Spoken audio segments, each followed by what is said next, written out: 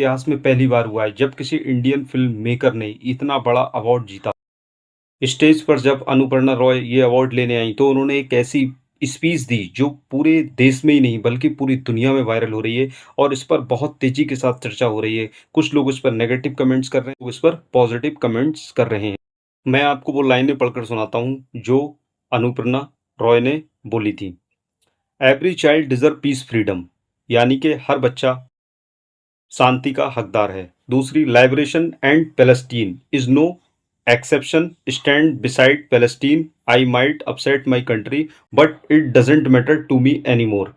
मैं फ़लस्तीन के साथ खड़ी हूँ, हो सकता है मैं अपने देश को नाराज़ कर दूँ, लेकिन इससे मुझे कोई फ़र्क नहीं पड़ता। उन्होंने ये स्पीच दी जिससे ये पूरे हिंदुस्तान में ही नहीं बल्कि पूरी दुनिया में उनकी स्पीच इस तरीके से वायरल हुई, जो एक सैलाब और एक क्रांति लेकर आई। इस स्पीच के बाद ऑडिटोरियम में शांति भी हुई और कुछ तालियां भी बहुत जोरों के साथ बजी। इस वजह से उस ऑडिटोरियम में बैठे नाराज हो गए। इन्होंने अपनी स्पीच में गाजा और फलस्तीन का जिक्र क्यों किया। बाद में अनुपर्णा रॉय के पेरेंट्स ने भी इस पर फुल क्लेरिफिकेशन लोगों को दिया है। अनुपर्णा रॉय के पेरेंट्स ने कहा उन्होंने सिर्फ हक की बात की है, चाहे वो दुनिया में किसी भी मुल्क के और किसी भी मुल्क के लोग हों और किसी भी मुल्क के बच्चे हों, जो उनको ठीक लगा उन्होंने वही बोला और हम इसका समर्थन करते हैं।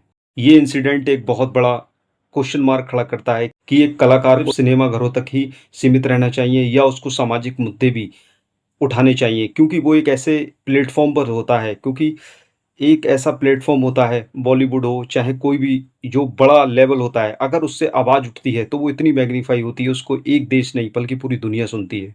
इस स्पीच के बाद अनुपर्णा रॉय ने एक बात तो क्लियर कर दी, फिल्म इंडस्ट्रीज हो चाहे वो कोई सी भी हो, वो सिर्फ एंटरटेनमेंट की जगह नहीं बल्कि एक आवाज़ है जो दुनिया को एंटरटेनमेंट ही नहीं बल्कि सच सुनाने की हिम्मत भी रखती है। वेनिस के स्टेज पर सिर्फ इंडियन ने एक अवार्ड ही नहीं जीता बल्कि दुनिया को उन्होंने याद दिला दिया कि art has power and artist have a responsibility. अगर आपको वीडियो इन्फॉर्मेटिव लगी हो तो हमारे चैनल को ऑफिशियल नाज़िम सिद्दीकी को सब्सक्राइब कीजिए।